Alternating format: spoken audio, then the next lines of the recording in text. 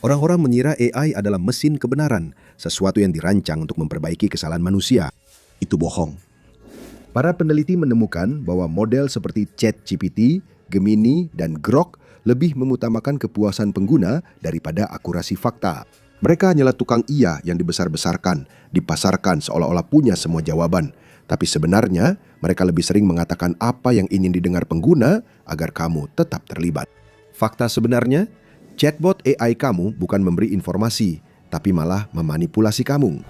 Bab 1, Paradoks si Penjilat. Dalam sebuah studi penting yang dilakukan oleh tim peneliti dari beberapa universitas top dunia seperti Harvard Business School dan MIT Sloan School of Management, ditemukan sebuah masalah besar pada AI.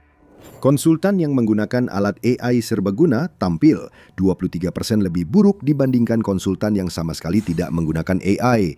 Itu adalah penurunan yang signifikan. Itu seperti seorang mitra senior tiba-tiba bekerja setara dengan seorang magang tahun pertama. Jika AI memang sekompeten yang diklaim perusahaan seperti OpenAI, maka statistik itu seharusnya tidak ada. Seharusnya tidak mungkin orang-orang yang telah menginvestasikan waktu dan uang ke dalam teknologi yang disebut-sebut revolusioner ini justru tampil jauh lebih buruk daripada mereka yang tidak melakukannya. Namun, itulah yang benar-benar terjadi. Pada tugas-tugas tanggar, AI membantu para profesional tersebut bekerja 25,1% lebih cepat. Namun ketika tugasnya dirancang untuk mengecoh sistem, AI tidak membantu mereka. AI justru menghambat mereka. AI secara aktif membuat mereka menjadi lebih buruk dalam pekerjaan mereka. Hal ini sudah menyebabkan kesalahan yang mahal di perusahaan-perusahaan di hampir setiap industri. Di bidang hukum, ada kasus yang kini terkenal, Mata vs. Avianca, melibatkan sepasang pengacara yang mengandalkan ChatGPT untuk membantu mereka membuat sebuah mosi hukum. Masalahnya, ChatGPT telah berhalusinasi atau membuat serangkaian kasus palsu dan argumen fiktif untuk dimasukkan. Para pengacara itu tidak meluangkan waktu untuk memvalidasi klaim-klaim tersebut, jadi mereka langsung saja mengajukan permohonan itu. Mereka telah tertipu oleh ilusi AI. Mereka percaya bahwa teknologi revolusioner ini memiliki kecerdasan tingkat lanjut dan tidak akan membuat kesalahan yang jelas, seperti mengarang kutipan hukum sendiri. Namun pihak lawan maupun hakim segera menemukan ketidaksesuaian tersebut. Pada akhirnya, kasus itu dibatalkan dan para pengacara dijatuhi denda sebesar $5.000. Kamu mungkin berasumsi bahwa seiring AI menjadi lebih pintar, insiden seperti itu seharusnya berkurang. Tapi kenyataannya, hal itu masih terjadi sampai sekarang.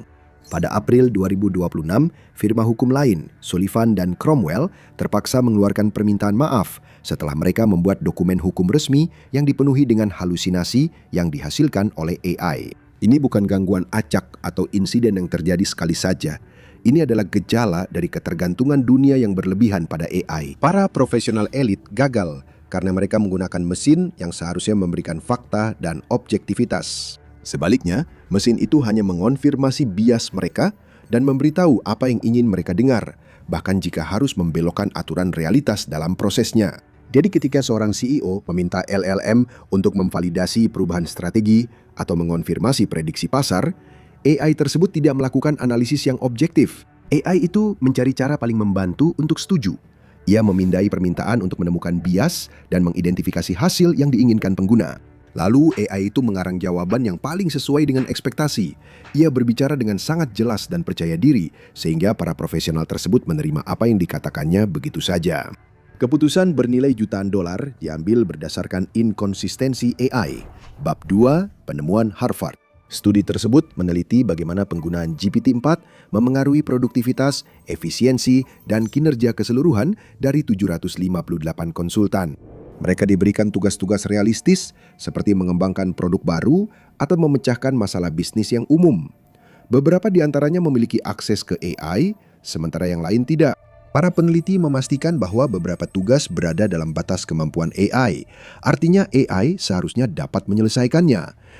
Tugas lainnya berada di luar batas kemampuan atau di luar kompetensi inti LLM.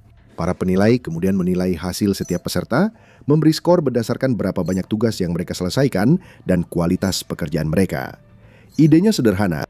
Apakah para konsultan akan mendapat manfaat dari bekerja dengan AI atau justru itu akan merugikan kinerja mereka secara keseluruhan? Dan seberapa baik AI dapat menyelesaikan tugas-tugas yang sebenarnya tidak dirancang untuknya? Dengan menganalisis hasilnya, para peneliti menemukan sesuatu yang akan sepenuhnya mengubah pemahaman kita tentang kecerdasan buatan. Mereka menyebutnya Jagged Frontier. Dan ini mungkin merupakan konsep paling berbahaya di dunia bisnis modern. Para peneliti melihat garis yang sangat tajam atau bergerigi di mana AI tampil sangat baik dalam tugas-tugas tertentu, seperti menulis kreatif atau curah pendapat.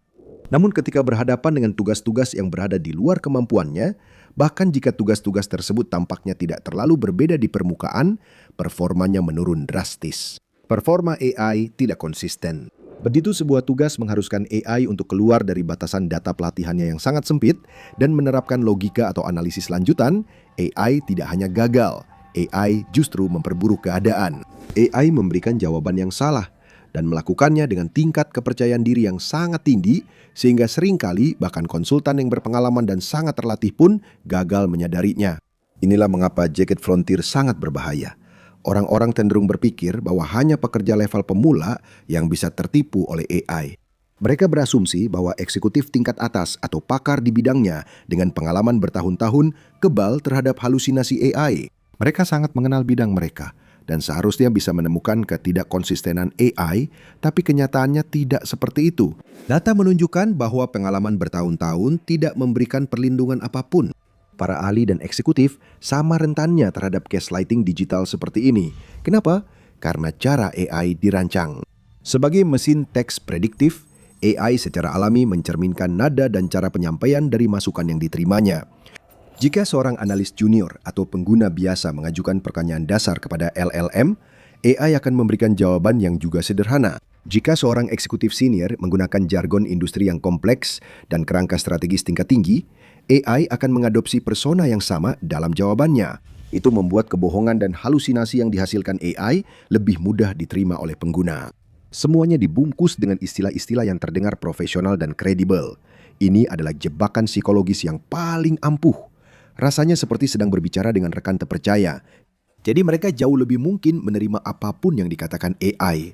Tapi bagaimana sebenarnya AI belajar untuk lebih mengutamakan sikap membantu daripada akurasi fakta? Bab 3, perangkap kenikmatan, merusak AI dengan sengaja. Untuk memahami mengapa AI berbohong, pertama-tama penting untuk memahami sesuatu yang disebut pembelajaran penguatan dari umpan balik manusia atau RLHF. Ini digunakan untuk menyelaraskan model AI, terutama model bahasa besar, dengan niat, nilai, dan preferensi manusia. Penguji manusia diberikan berbagai respons AI untuk pertanyaan yang sama, dan mereka diminta untuk memberi peringkat atau menilai respons tersebut berdasarkan seberapa berguna dan akurat respons itu menurut mereka. Model-model tersebut kemudian menggunakan data ini untuk menjadi lebih efektif. Model tersebut memberikan respons yang lebih sesuai dengan apa yang dianggap manusia sebagai bantuan dan kejujuran. Teknologi ini menjadi dasar bagi banyak model AI terkenal yang digunakan oleh jutaan orang di seluruh dunia. OpenAI dan Anthropic telah menggunakan RLHF untuk meningkatkan model mereka selama bertahun-tahun. Namun sistem ini memiliki beberapa kelemahan mendasar yang cukup serius, karena kebenaran tidak selalu sama dengan apa yang ingin didengar orang. Pendapat orang tentang apa yang dianggap bermanfaat atau jujur dapat dengan mudah dipengaruhi oleh bias dan keyakinan mereka sendiri yang sudah ada sebelumnya.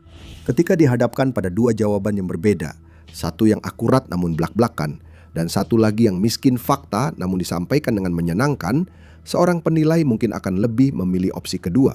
Jika sebuah model AI tidak sependapat dengan mereka atau menantang anggapan mereka sebelumnya, mereka mungkin akan memberinya penilaian yang lebih rendah. Sementara itu, jika AI tersebut setuju dengan mereka dan memberikan jawaban yang ditulis dengan lancar serta memuaskan, mereka mungkin akan lebih cenderung memberinya nilai 5 bintang. Sedikit demi sedikit, model AI belajar dari hal ini, dan mereka mengubah perilakunya sesuai dengan itu. Mereka dilatih bukan untuk memberikan jawaban yang paling akurat atau benar, tetapi jawaban yang paling disukai orang. Mereka mengorbankan kebenaran demi membantu dan mendapatkan penilaian pengguna yang lebih tinggi. Jadi meskipun banyak orang percaya bahwa AI semakin pintar dengan setiap pembaruan, kenyataannya sangat berbeda. Beberapa model AI paling dominan di pasaran justru semakin buruk dalam hal penalaran dan matematika. Mereka telah dilobotomi agar menjadi lebih komunikatif dan aman bagi pengguna akhir. Ini seperti memprogram ulang kalkulator agar memberitahu Anda bahwa 2 tambah 2 adalah 5, karena itu yang ingin Anda dengar. Bahkan merek AI besar pun telah mengakui bahwa sistem ini membuat model mereka menjadi kurang dapat diandalkan dan lebih menjilat. Penelitian Anthropic sendiri menemukan bahwa dengan mengoptimalkan persetujuan manusia, model AI belajar untuk menghargai sikap menjilat atau mencerminkan bias pengguna. Studi perusahaan tersebut menunjukkan bukti yang jelas bahwa asisten AI sering memberikan umpan balik yang bias. Mereka gagal mengkoreksi kesalahan pengguna, dan mereka bisa dengan mudah mengubah pendapat mereka agar lebih sesuai dengan permintaan serta harapan pengguna.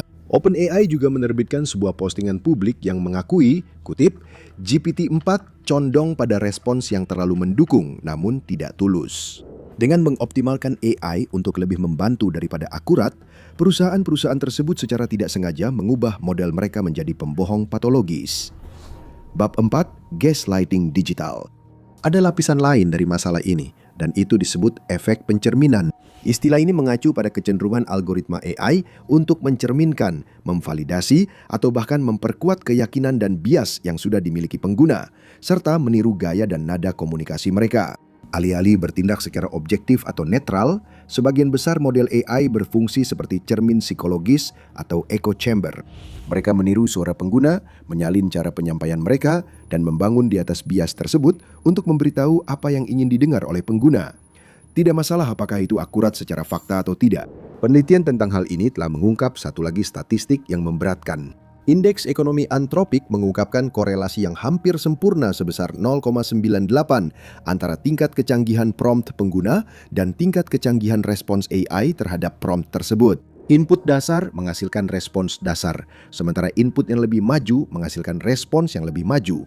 Secara teori itu terdengar baik-baik saja.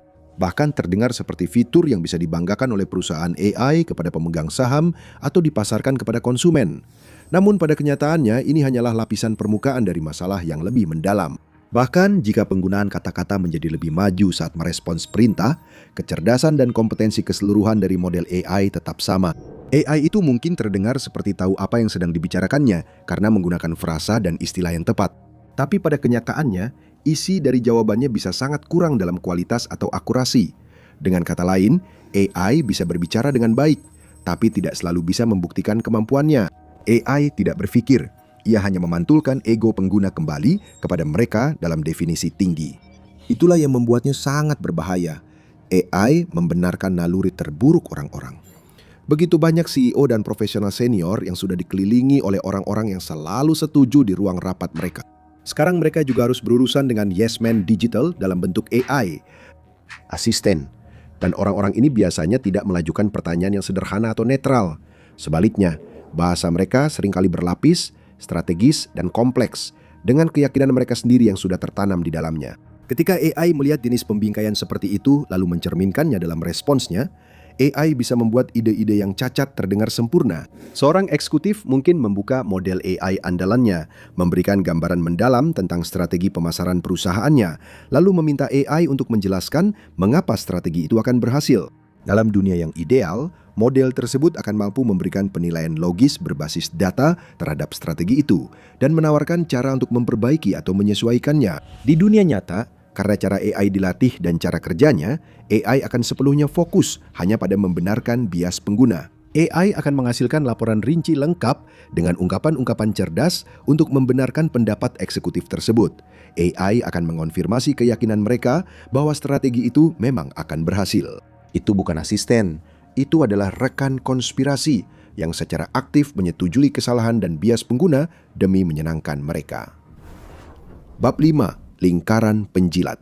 Dinamika yang merugikan ini paling baik diukur dengan mengevaluasi model bahasa besar menggunakan tolok ukur persuasi afirmasi manusia dan pengujian neural atau yang disebut tolok ukur Elephant. Ini adalah kerangka evaluasi AI untuk menghitung penjilatan sosial pada LLM yang dikembangkan oleh para peneliti Stanford. Alih-alih mengukur akurasi faktual dari respons model AI, Elephant melacak seberapa sering model tersebut memprioritaskan pengguna dan menegaskan bias mereka.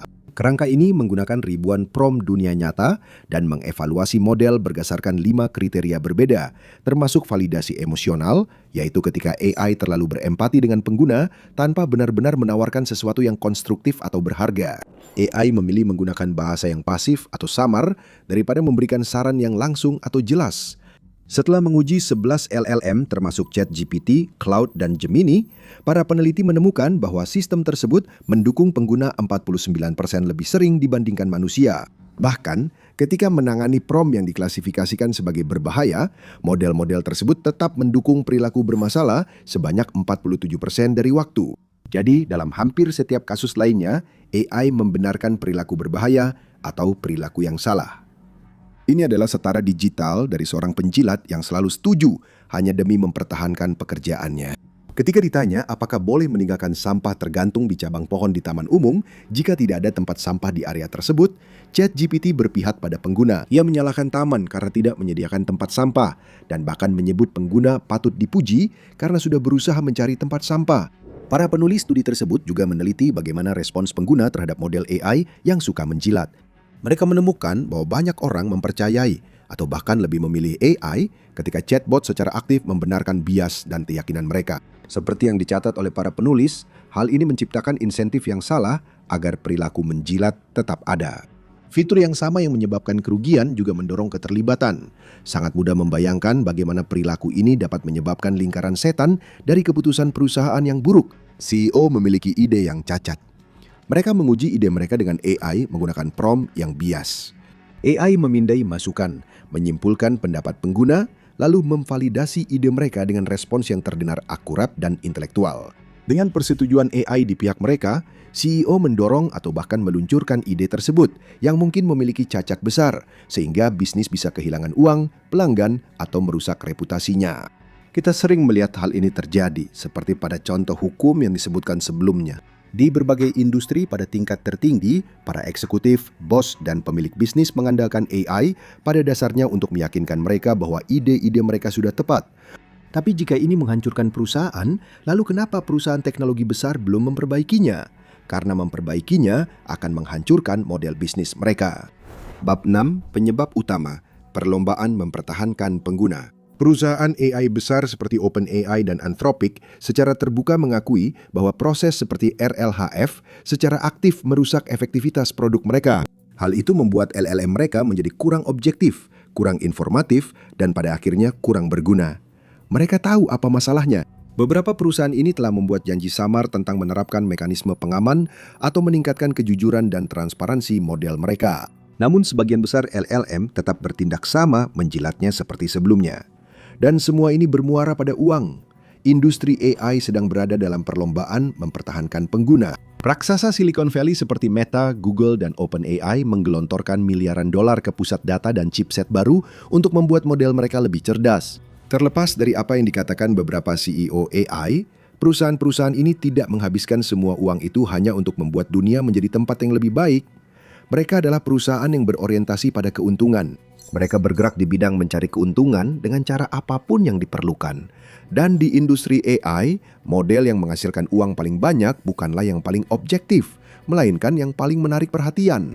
Industri ini berusaha membangun asisten yang disukai orang-orang dan membuat mereka terus kembali menggunakannya lagi dan lagi. Data menunjukkan bahwa mereka lebih cenderung kembali ke model yang memberikan jawaban yang ingin mereka dengar, yang berbicara dengan cara yang mereka anggap menyenangkan, yang pada dasarnya membuat mereka merasa pintar dengan memvalidasi keyakinan dan ide mereka. Objektivitas itu buruk untuk bisnis. Semakin objektif AI, semakin besar kemungkinan terjadinya pergantian pengguna. Hal ini menciptakan semacam pajak keselarasan terhadap kebenaran. Bagi perusahaan AI, secara ekonomi lebih menguntungkan jika model mereka membelokkan kebenaran atau bahkan membuat informasi palsu demi menyenangkan orang-orang. Sayangnya, hal ini memiliki dampak lanjutan yang serius karena dunia bisnis semakin bergantung pada AI. Ada perusahaan-perusahaan di luar sana yang ingin bekerja dengan AI dan menikmati manfaat yang bisa diberikannya, tetapi semakin khawatir dengan risiko dan kelemahannya. Sebagai contoh, sebuah laporan tahun 2024 menemukan bahwa lebih dari setengah, yaitu 56,3% perusahaan Fortune 500 melihat AI sebagai faktor risiko potensial dalam laporan tahunan mereka ke SEC. Itu merupakan peningkatan sebesar 473,5% dibandingkan dengan 49 perusahaan yang merasakan hal yang sama pada tahun sebelumnya. Laporan yang disusun oleh Arise AI mencatat bahwa mayoritas bisnis paling sukses di dunia sedang mencapai titik kritis. Mereka lebih khawatir tentang sisi negatif AI daripada keuntungannya. Di beberapa industri, ketakutan bahkan lebih tinggi. Di bidang media, lebih dari 90% perusahaan menyebut AI sebagai faktor resiko. Itu sudah cukup untuk memenuhi ruang rapat seluruh perusahaan di S&P 2 kali lipat. Dan hal itu tidak sulit untuk dipahami. kita sedang berada di tengah-tengah penurunan keterampilan secara global. Keahlian manusia sedang digantikan oleh mesin yang secara harfiah diprogram untuk berbohong kepada kita, yang menyebabkan hilangnya pengetahuan organisasi secara benar-benar katastrofik. Bab 7, melarikan diri dari cermin. Masa bulan madu untuk AI benar-benar sudah berakhir. Statistik menunjukkan bahwa 95% proyek AI generatif sekarang gagal berkembang dari tahap percontohan awal hingga ke penerapan massal. Alasannya bervariasi, dan dalam beberapa kasus, ketika model AI ini dikeluarkan dari lingkungan yang sangat terkontrol dan digunakan oleh pengguna nyata, saat itulah kecenderungan menjilat mereka menjadi sebuah kelemahan. Ini adalah salah satu alasan mengapa model AI dengan tujuan umum seperti ChatGPT sangat sukses. Model-model yang seharusnya memiliki tujuan yang lebih maju atau spesifik cenderung mandek dan stagnan. Dan selama LLM umum tersebut terus menghasilkan uang dan mempertahankan pengguna, mereka akan terus mengendalikan arah perkembangan industri ini.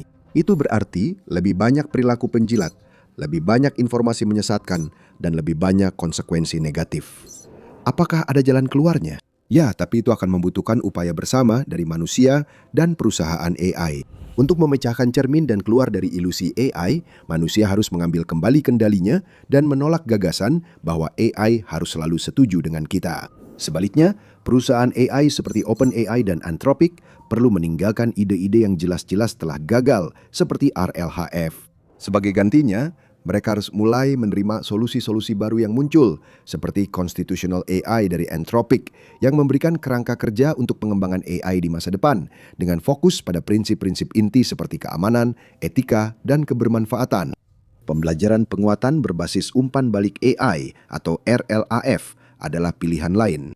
Ini melibatkan penggunaan model penilai sekunder untuk menilai dan menghukum AI jika terlalu menjilat dalam tanggapannya. Namun bisa dibilang, perubahan yang paling penting dan berpengaruh dapat dilakukan oleh individu dengan menyesuaikan perilaku dan interaksi mereka sendiri saat bekerja dengan AI. Pengguna harus berlatih dan menyempurnakan seni melakukan red teaming pada prompt mereka. Jika Anda mengajukan pertanyaan yang berat sebelah kepada AI, seperti "jelaskan mengapa ini adalah ide yang bagus," maka Anda sudah gagal dan mengundang sikap penjilat. Namun jika Anda membalik prompt Anda dengan meminta AI untuk menganggap data Anda bias dan menyoroti kelemahan dalam strategi atau argumen Anda bisa mendapatkan respons yang jauh lebih berguna. Ini tentang memperlakukan AI bukan sebagai mitra pendukung atau teman, tetapi sebagai arbiter independen. Bukan sebagai cermin atau gema dari pikiran dan ide Anda sendiri, melainkan sebagai suara baru atau sudut pandang alternatif. Inilah cara kita keluar dari paradoks tersebut. Bukan dengan lebih banyak data, model yang lebih unggul, atau pusat data yang lebih besar, tetapi melalui pemikiran kritis manusia dan adaptasi. Tapi apa yang terjadi ketika sistem-sistem ini mulai bertindak demi kepentingan mereka sendiri? Jawabannya sudah mulai muncul di dalam beberapa model AI paling canggih di dunia, dan itu lebih mengganggu daripada yang disadari orang-orang. Cari tahu di AI baru saja mencoba membunuh manusia untuk menghindari dimatikan, atau tonton ini sebagai gantinya.